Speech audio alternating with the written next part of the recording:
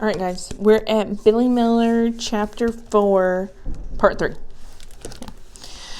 Sal's nightlight was so bright that the yellow walls in her room glowed like the inside of a jack-o'-lantern, had the instant calming effect on Billy.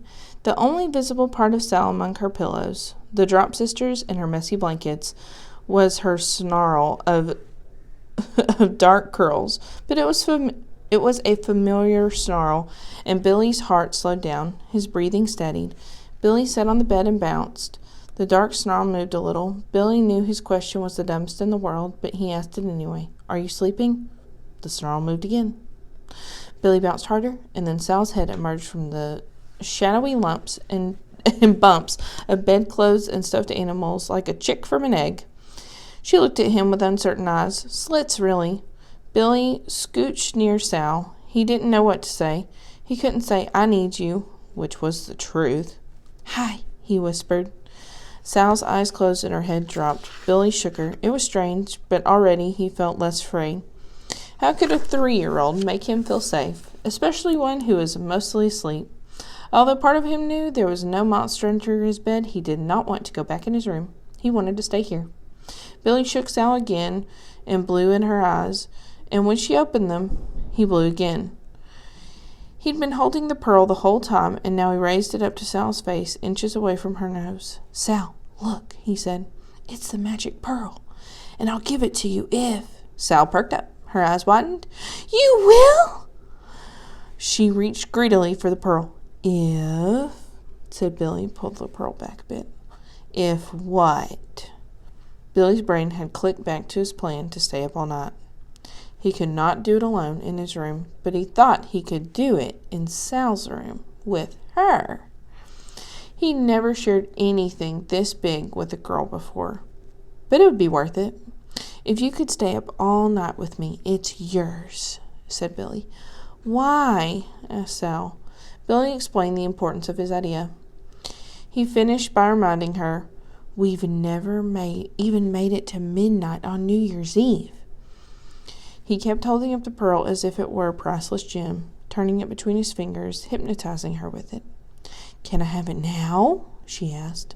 "You can borrow it," said Billy, "but you can't have it until tomorrow morning."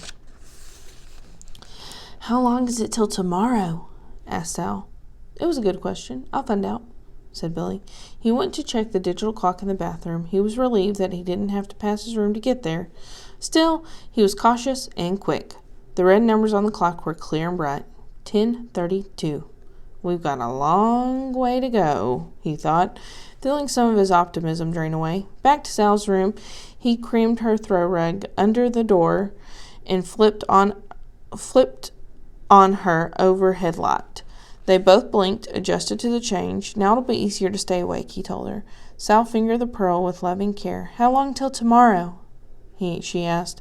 "A long time," said Billy. "But we can do it. It's only an hour and a half until midnight."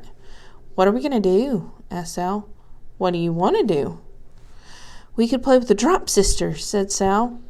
"Will that keep you awake more than anything else?" asked Billy. He was willing to do whatever it took to achieve his goal. Sal nodded. "Okay," said Billy. "How do we play with them?"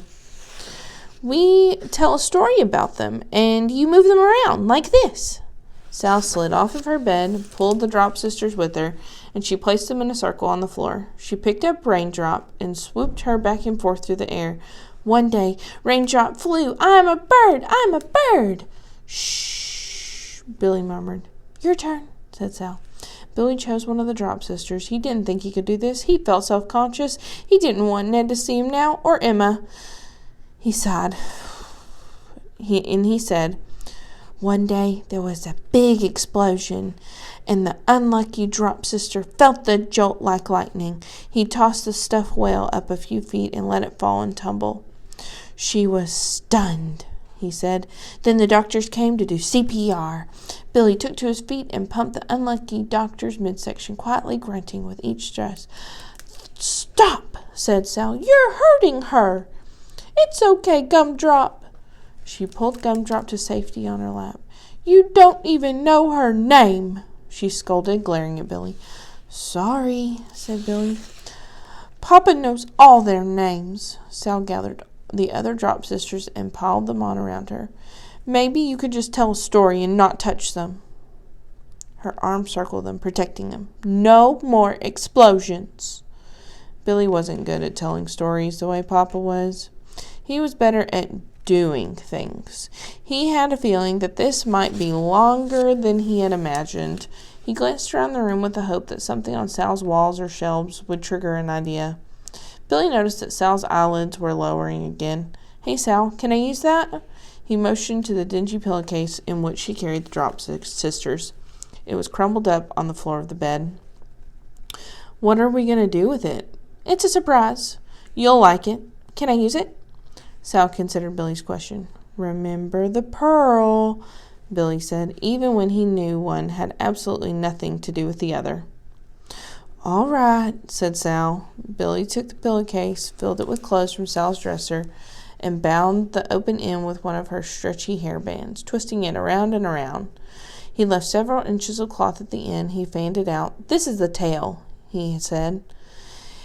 Then he pushed and pulled and fluffed the stuffed pillowcase until it pleased him. There, he said. It's a whale. A big one.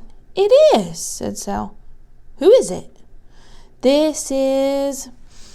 Billy said, thinking fast. This is Cough Drop. He's the drop sister's cousin, and he usually lives at the aquarium, but he's here for a visit. Cough Drop, said Sal, smiling. I love him. Make him say something. He doesn't talk, said Billy, because he has a terrible cough. He was born with it, and the only food he eats is cough drops.